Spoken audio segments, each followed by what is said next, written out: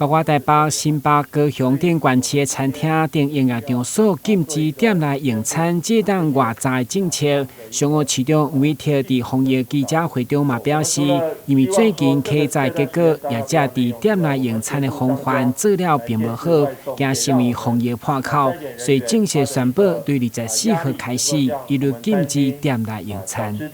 我们除了希望说这段时间大家不要内用之外，我们协助商家来建制外送的体系，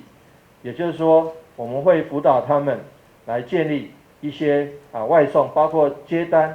包括这个送，除了外带之外，也希望能够建立外送体系，这样子让他们的这个生意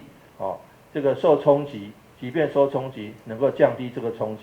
会中市长嘛要求经济发展局协助业者建立外送服务，包括传统市场的新鲜蔬果，同款拢有直送的配套，来降低经济冲击。有鉴于其他县市，不管是台北、新北或其他县市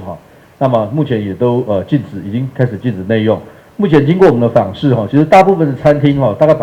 70%都已经是外带。大概可能还有20%到30%是属于内用的部分。那从今天开始，市场政策上已经宣布了，我们现在目前从今天开始，我们针对于所有的这个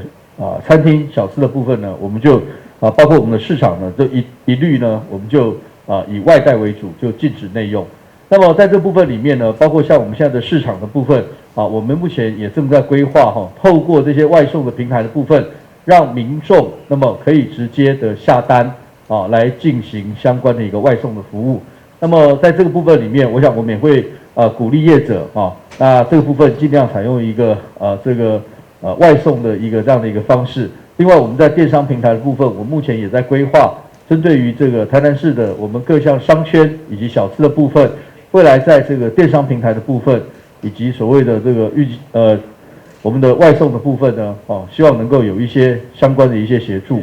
了，只要你无时间采买，或者是无方便出门，市府表示，目前5个公有市场拢有相关外送服务。一旦业者违规，甲无挂催案共款，将处以3000到15000块不等的罚款。该政策的查缉期限将依照中央疫情指挥中心公布为主。台湾新闻顾问及张硕维采访报道。